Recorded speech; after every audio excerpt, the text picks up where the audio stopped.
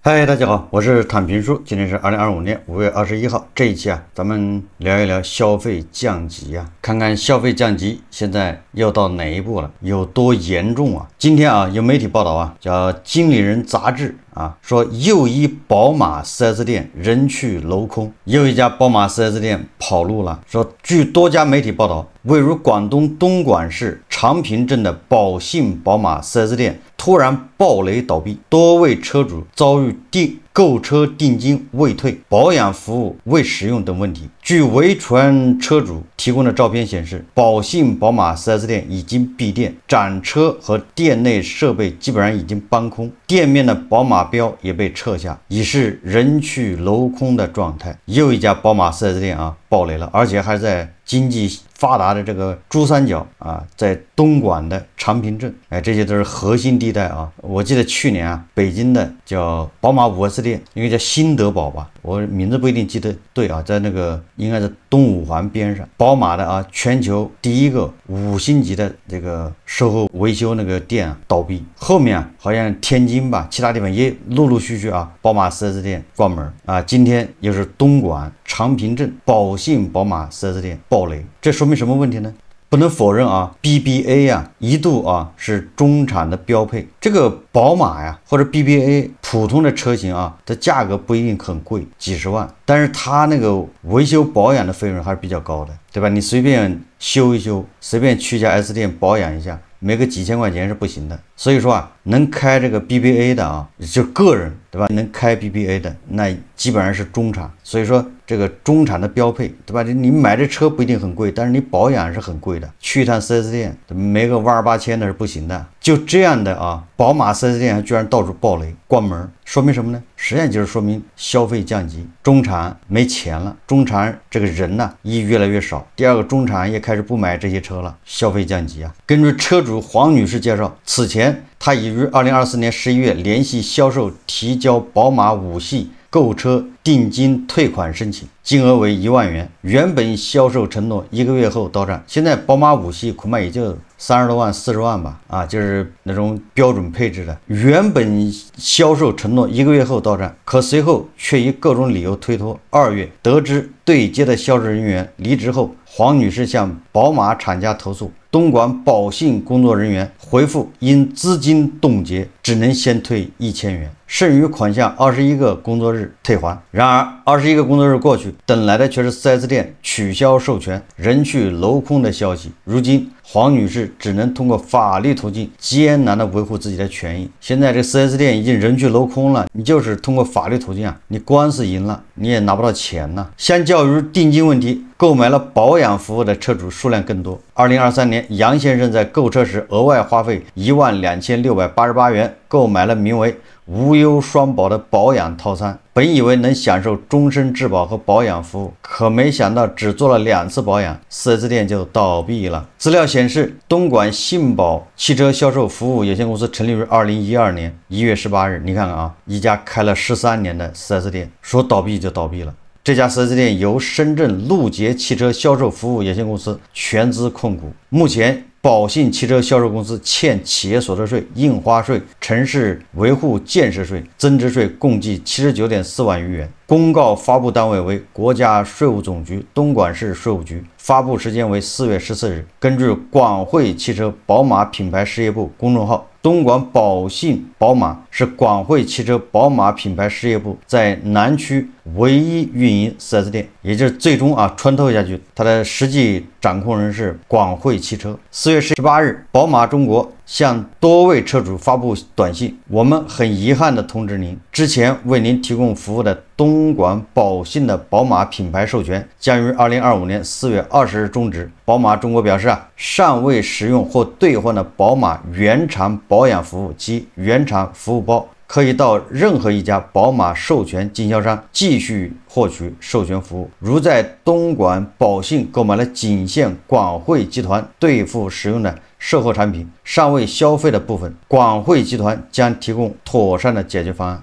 就在这个时候不光是宝信宝马暴雷。这个与此同时啊，说部分车主也收到了叫红宝宝马 4S 店、美宝新宝马 4S 店、大岭山悦宝宝马 4S 店短信，称接到宝马紧急通知，因保信取消授权，委派本店提供相对应的宝马标准售后服务。然而，当车主们进一步咨询时，发现不同套餐的处理方式存在差异。红宝宝马 4S 店客服经理表示，需要提供车架号，核实车主所购买的保养套餐是厂家套餐还是店内套餐。如果是在别的门店购买的套餐包，厂家赠送的2次保养是完全免费的。如果是宝信宝马 4S 店的单店套餐，剩下的保养次数到店内则只能享受机油保养5.5折的优惠。原因是这些 4S 店与宝信宝马 4S 店并非同一老板，所以无法做到完全免费。总之啊，你要去其他的 4S 店，你恐怕还要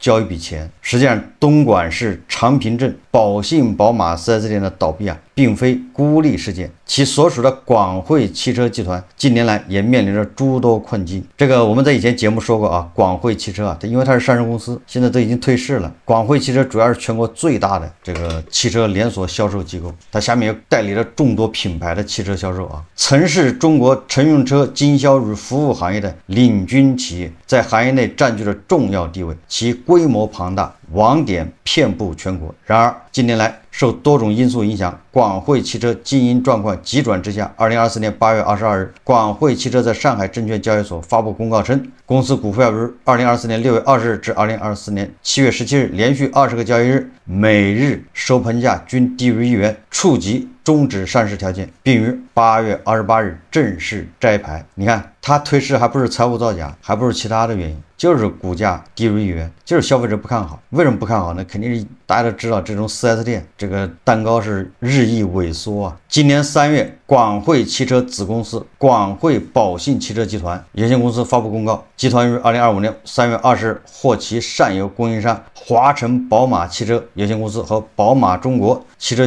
贸易有限公司告知，由于公司经营10家宝马汽车经销网点未能达到宝马约定的就是品牌经销商协议中部分商业条款，因此宝马将会于2025年3月31日起撤销上述10家经销网点销售宝马汽车的授权，待符合相关条款后再另行申请恢复授权。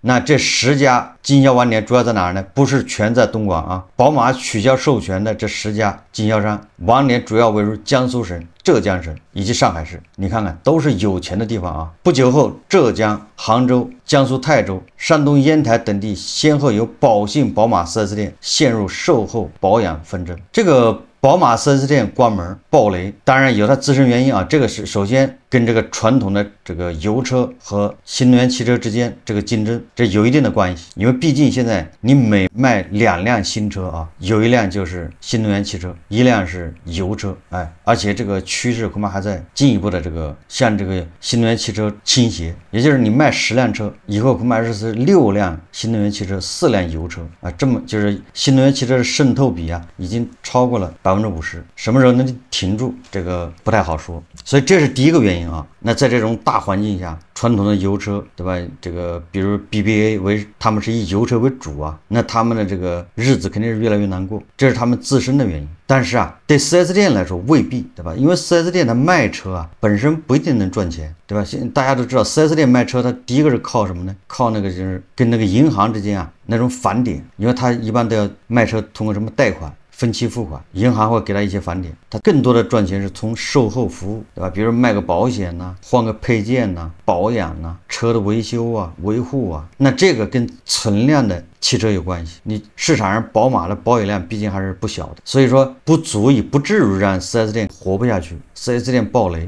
那现在偏偏有这么多 4S 店爆雷，对吧？连北京的5S 店都干不下去了，而且这些都是经济相对发达地区。你看长三角、珠三角、北京，宝马的 4S 店爆雷，那只能说明一个问题，就是不仅是新车不好卖，最主要的是原来的车主，也就是所谓的中产没钱了，大家都要勒紧裤腰带，对吧？那个车能少保养一次就少保养一次，能去这个什么修理厂就去修理厂了，对吧？去 4S 店你恐怕要1万块，你到修理厂就恐怕就是5000，你就是去那些什么汽配城啊等等啊，你要换原产这个配件，对吧？那价格就死贵。哎，如果你说用国产的，又分什么代工，又分什么乱七八糟的啊。如果你没什么那么的讲究，能用就行，那价格恐怕相差好几倍。但中产，对吧？没有办法开着他的宝马跑到这个汽配城，跑到修理厂直接去修的时候，4S 店哪还有活呢？新车也卖不动，老的车主又不愿意去，那个 4S 店他只能什么卷，搞什么维修套餐，价格便宜，对吧？各个店开始内卷，你就内卷，很多人也不去，你怎么可能卷得过修理厂呢？所以说啊，这些什么 BBA 的 4S 店纷纷爆雷关门。说来说去啊，都是消费降级，而且消费降级直指中产没钱了。少量的中产啊，在这个经济低迷的环境下，他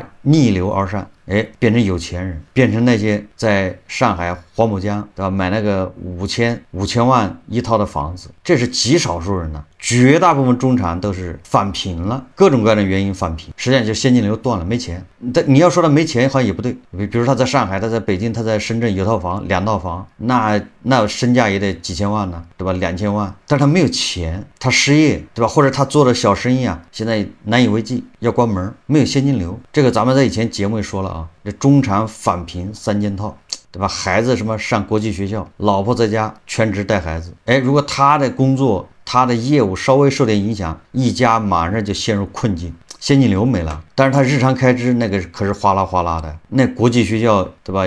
一学期学费多少啊？然后家里的柴米油盐、日常开销，哎，所以说一旦他失业，或者一旦他的生意受阻，不赚钱，他马上家庭就陷入困顿。这时候他的宝马、奔驰、奥迪，他还去花钱保养吗？还去讲究吗？能省就省啊，返贫了，对吧？这还算是啊，这仅仅是失业返贫的，还有很多是各种各样的加盟、连锁、创业，被人骗得一干二净，这个返贫更彻底。所以你看最近，对吧？政府又号召厉行节约，对吧？公务接待不能善酒，不能善烟，这说明什么？你再看看啊，茅台它的股东大会，这么多年茅台的股东大会前一天呢，各地来的股东招待一下，那都是喝茅台酒啊，飞天茅台。但是啊，这一次招待会变成自助餐，完了之后不提供酒，只提供自产的蓝莓汁啊，20块钱一瓶，说明什么？茅台啊，你不管怎么把它划了，茅台它总跟中产关系比较大，对吧？茅台跟工薪阶层没什么关系，对吧？跟中产，茅台、奔驰、宝马、奥迪这些东西，茅台也不行了，这些都直指啊这中产这个群体，经济一下行啊，消费降级，中产这个群体首当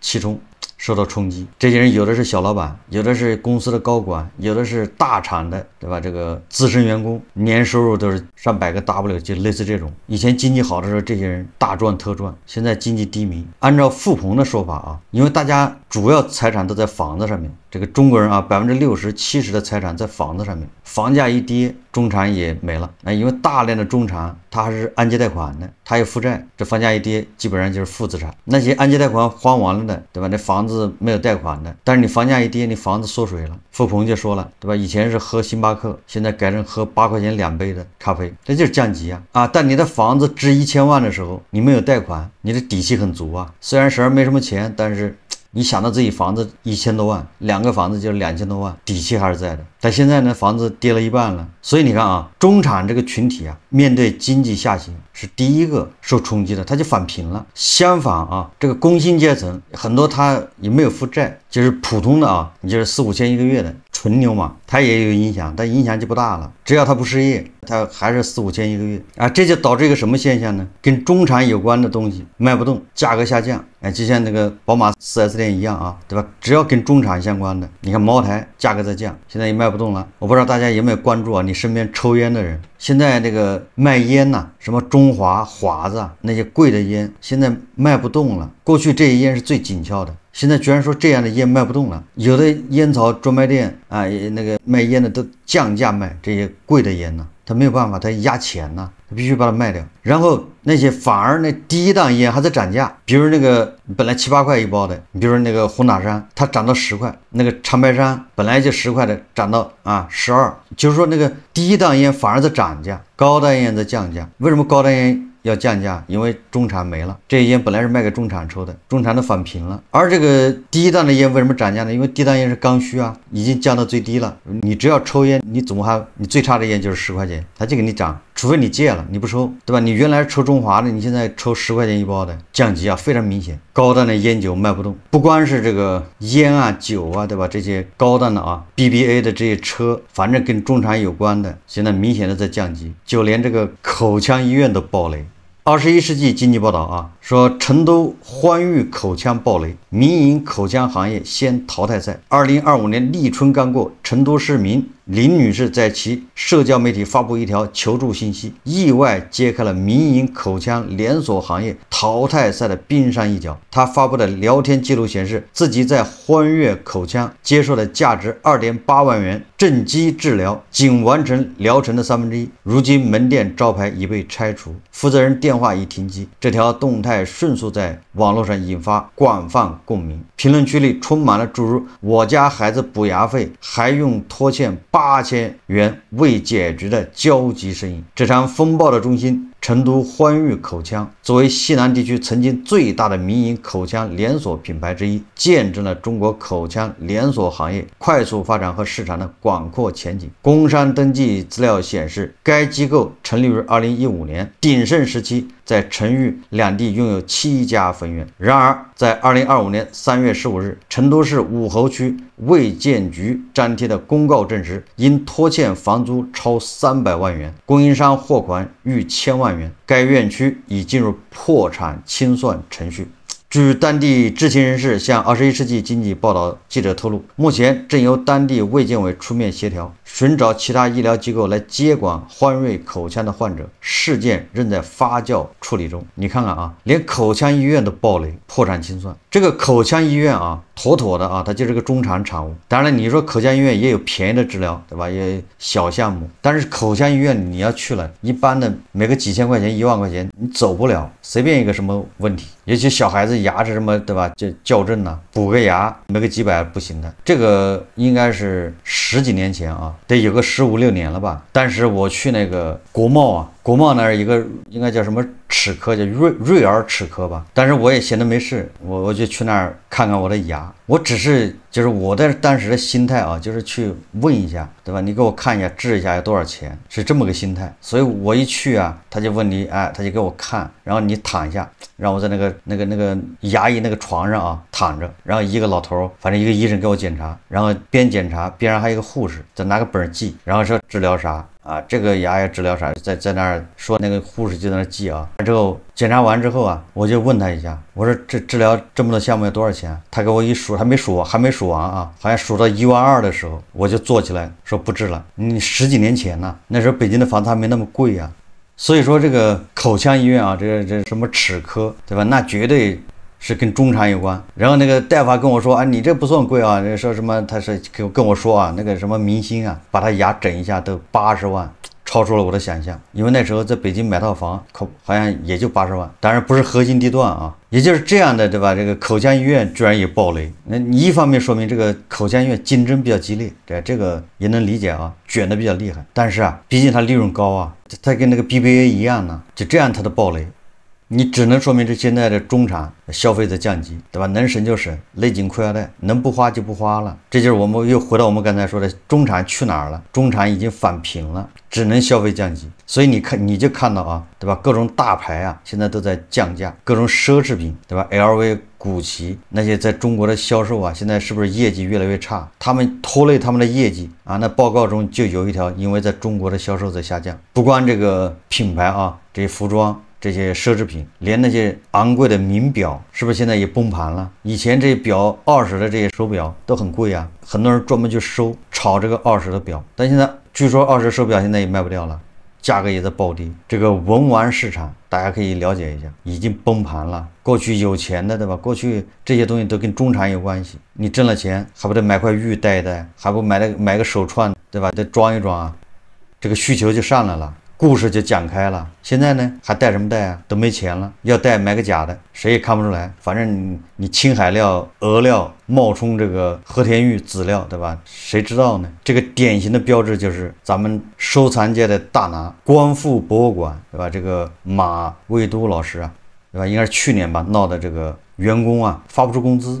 跟员工之间的矛盾。你想他那个藏品，按照他的说法，随便拿一个都是价值连城，都是国宝，连员工工资都发不出来，这不就是崩盘了吗？所以你把这些串到一起一看，那就是中产这个群体越来越少，都在返贫。财政部刚公布的1到4月国有土地使用权出让收入9340亿元，同比下降11.4%，比去年比下降了11.4%。这就是政府为什么要求节约过日子、勒紧裤腰带过日子的原因。不光这个土地使用权收入在下降，连那个税收好像都下降了几%。你看全国政府性基金预算收入情况数据显示，1到4月全国政府性基金预算收入12586亿元，同比下降6.7%。分中央和地方看，中央政府性基金预算收入1400亿，同比增长5.6%；地方政府性基金预算本级收入11186亿元，同比下降8%。其中国有土地使用权出让收入9340亿元，同比下降11.4%。反过来看1到4月全国政府性基金预算支出26136亿元，同比增长17.7%。分中央和地方看，中央政府性基金预算本级支出769亿元，同比增长75%。你看中央的政府性基金预算收入是1400亿，支出是769亿，这个好像还能覆盖上。但是地方政府性基金预算支出25367亿元，同比增长16.6%。地方预算收入只有11100多亿，预算支出呢25367亿，这什么概念？